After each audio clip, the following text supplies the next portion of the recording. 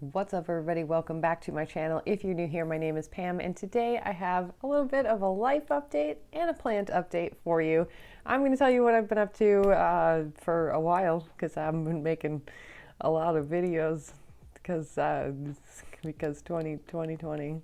But I also wanted to show you how my imported plant order from New Life Tropicals was doing, and I wanted to show you a couple new members of my plant family, just a couple little plants that I didn't show on my channel yet. So if you want to grab a little cup of something and sit down and catch up with me, then stick around. So if you haven't seen the original unboxing for these plants, I will link it for you down below in the description box, and I'll also leave it as the video on the end screen at the end of the video. But to catch you up to speed quickly, I ordered these plants right at the beginning of the pandemic. I don't know what I was really thinking. All I was thinking was the world is ending and I should buy more plants because I'm sad.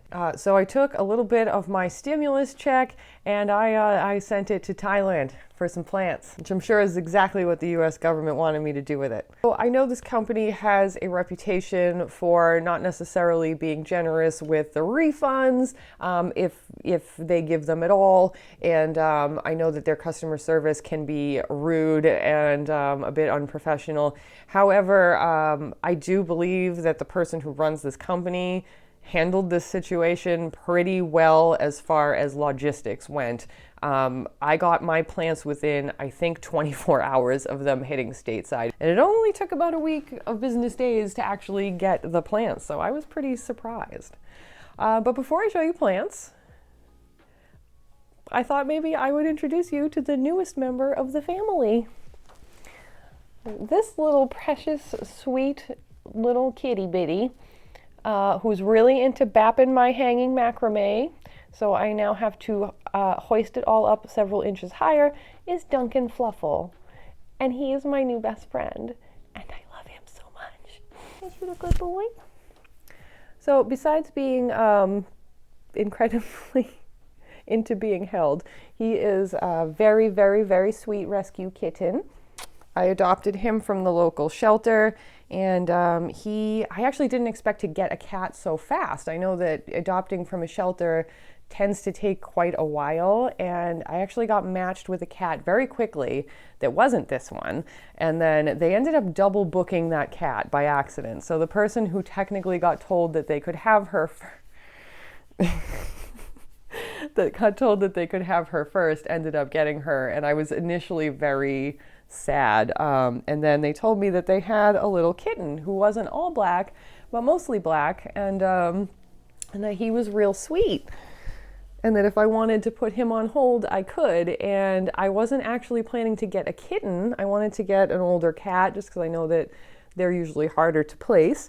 But at the time, it seemed like they were pretty keen to get this guy homed, and he is quite literally the sweetest, loveliest, most affectionate, most adorable kitten that I have ever gotten in my life. I'm used to having to win cats over, but this guy, we were good pretty much right away, huh? Oh, buddy. So I just wanted to introduce you guys to him. I know that a lot of people were like, oh, that's pretty fast after you lost your cat.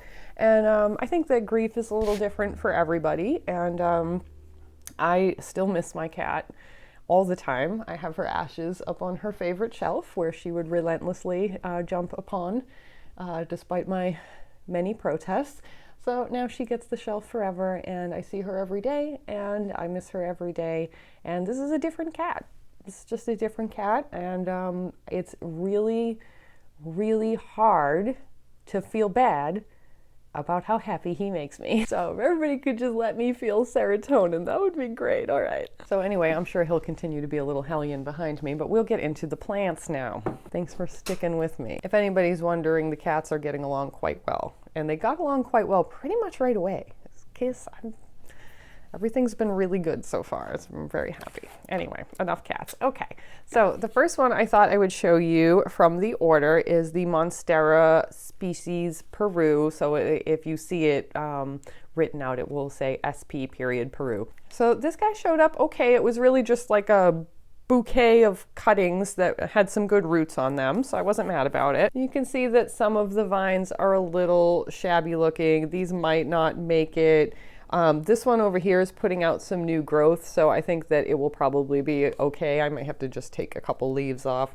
This one might not be so great. I know these are notorious for just endlessly throwing out runners and just being kind of a fussy plant. Frankly, I'm just happy that it is alive and that it's taking root so well, and I think that it will be okay. Thought I saw some bullshit up in there. Okay. So, as you can see, this Monstera karstenianum, I believe is how you say the fancy name, aka species Peru, is hanging in there. It's doing pretty good. So that's one that has made it so far. Do you think they're all alive? What do you think? Place your bets. So the next one I'll show you is probably the one that has done the most growing. It's definitely the one that has done the most growing. This thing is doing fantastic.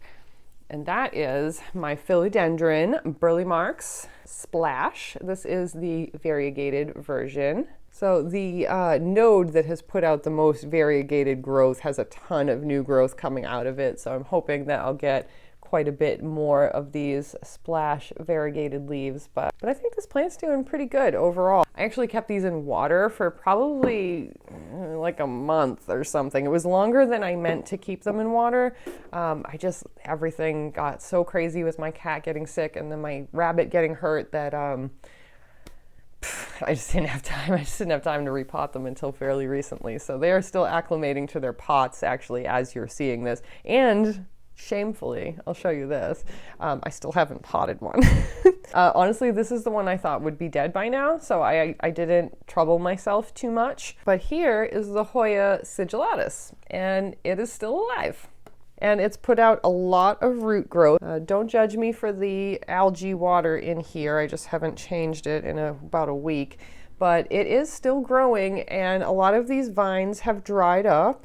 So now that I have somewhat recently noticed that this might not die, I'm actually going to put some effort into getting this thing into some kind of happy housing. So if anybody has any suggestions, feel free to let me know down below. I know quite a few of you told me that this was quite a fussy Hoya and that I may have a hard time keeping it alive. I do have the ability to put this in a terrarium or anything like that, so let me know down below. I'm going to do some research, of course, but I always like to hear you guys' suggestions. Are you going to be my co-host? What are you doing? Okay, next up I'll show you the one I was the most excited about that arrived probably the most beat up out of all of them. But I think only because it just has a few leaves, so there was just less to absorb the damage of traveling. But this is my Philodendron adabapoense, and you may have seen this on Miss Kaylee Ellen's channel because she is actually the person that enticed me to get one of these, which I know is very controversial at this moment. Anyway, so here's the good leaf on this guy. This one arrived without any damage or too banged up or anything. And then this one had sort of been bent in half, so you can see that this one is dying off a little bit. And then this guy and this guy are doing okay. So it's a pretty good size one. And then I have a little bit of new growth coming out of the top, so I'm pretty excited about that. I can also see some growth coming out of the side of this node right here. And then this is just like a one node cutting, but there's two nodes on the cutting, so it's a two node cutting. It's a one stem two node cutting. I don't know. My only worry is that this one hasn't rooted down quite as easily as the other ones have, so I'm hoping that it doesn't flop on me. I was a little afraid that I maybe took it out of water too soon, but we will see. I'm gonna keep my eye on it and keep babying it, and we'll see if I can get this new leaf right here to come out and be a happy little new leaf. I had to move this because this was one of the plants that my new cat was beating the crap out of. Thankfully, he's not a plant eater yet. He is a plant bapper. He likes to and dig the dirt out. That's fun. That's a good time. Thankfully, I'm home all day, so I can usually catch him doing things like this, and then we pen him up when we leave, just in case. Troublemaker. But depending on my success with training a kitten not to eat my plants and not to harass my plants, I will make a video in the future if I do find some effective methods. So far, just distracting him whenever he goes for the plants has worked out really well, because whenever he's going for the plants, he just wants to play, he's bored, and that's the dangly thing that's near him. So I replace the dangly thing with this dangly thing right here. I was just making some weird ass noise. If this little guy gets out of line, then we just do this for a while until he's so tired that he can't stay awake anymore and he falls asleep sitting up like a baby. Okay, and last plant from that order, I'm pretty sure, unless I'm forgetting any, let me know if I did, but I don't think I am, is my Philodendron Ring of Fire. Now, this is a hybrid plant. This is sort of a, you know, a for looks hybrid plant. I will put the original cross on the screen, because I can't remember off the top of my head. I have always just really liked this one. This has a tendency to get those sectorial leaves, and I'm just really hoping that mine will grow up really big and cool like that. And it is actually getting, you can see right here, a little bit of new growth coming out of the bottom. So very excited to see that. That means that it is hanging in there. Sometimes these little terracotta pots will screw me, because if I'm having a bad month, you know, things are busy or whatever, I'm behind on my watering, these little clay pots can screw you over. So you do have to be on top of your watering. That is definitely something I have learned over the years with plants, but I do prefer terracotta over plastic. So I just try to stay on top of it. But thankfully this guy has been hanging in there pretty good, and I'm very excited to see that new growth. Listen, you little maniac. Nobody wants to listen to that. Nobody wants to listen to that. Yeah, so that does it for the New Life Tropicals order. If you are super gunning to leave me a comment about how I shouldn't order from them, you don't need to do that. I already did. They're here. It's too late. But I will give you the consumer warning with, and you know what, this goes for all of them. There is no international plant shipper that I can recommend or advocate for. So, you know, shop from New Life Tropicals at your own risk. It did work out for me. It's worked out for plenty of other people. I think as long as you are smart and patient and willing to burn that money right in front of you. Is anybody terrified of what's going to happen come winter when you have to like move your plants around again? Hi, Editing Pam here. I had a whole part right here where I was talking about what happened to my rabbit and what we're doing and the struggles I'm having and all of that stuff. But I learned very quickly on Instagram that that really opens you up to a lot of unsolicited advice and comments. So we're just going to skip that. Okay, so we'll just... And then, like, in the midst of all of this craziness, I hit 10,000 subscribers, which I never in a whole million years ever thought was going to happen on this channel. I mean, I was legitimately, that was like the apex of my goals. Like, if I got to 10,000, that would be crazy. That would be amazing. And now I'm already almost to 11, and it's, you guys are crazy. You guys are crazy. It's really weird. As a person who is not super excited to be known by tens of thousands of people, it can be a bit intimidating, I gotta say. I honestly, I know everybody says it, but I didn't expect the channel to grow like this. So I really hadn't prepared necessarily for how I would handle it when it did get to the point of like being mocked on a Facebook group, for instance.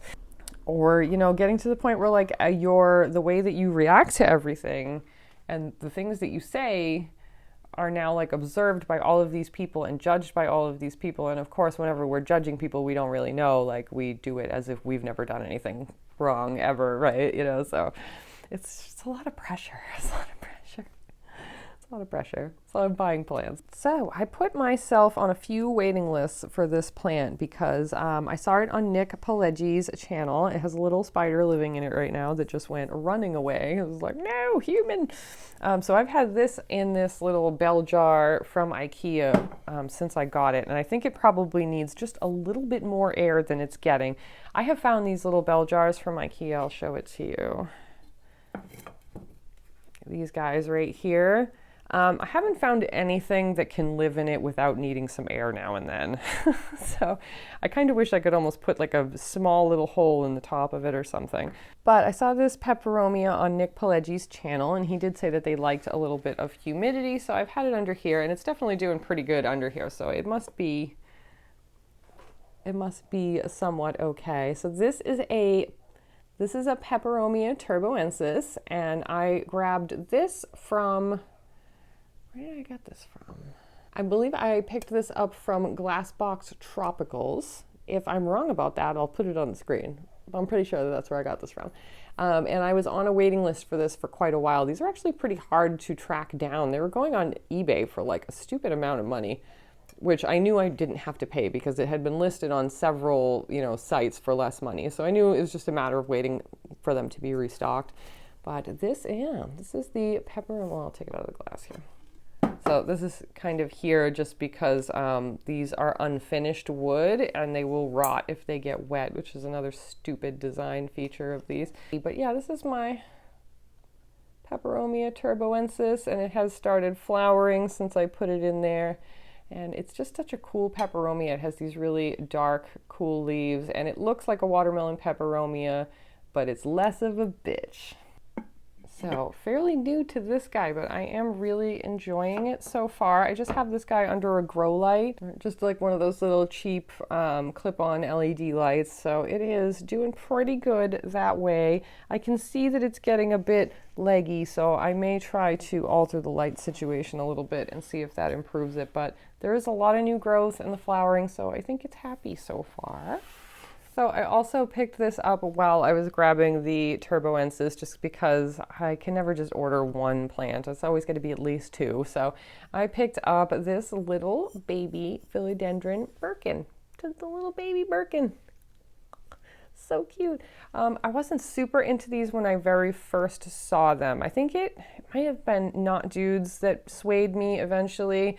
It was just so pretty, and I was like, okay, all right, I can see the glories of this now. I was never going to pay what these were going for at like, what, a year ago? But this was, very cheap. I think it was like between $8 and $12 or something.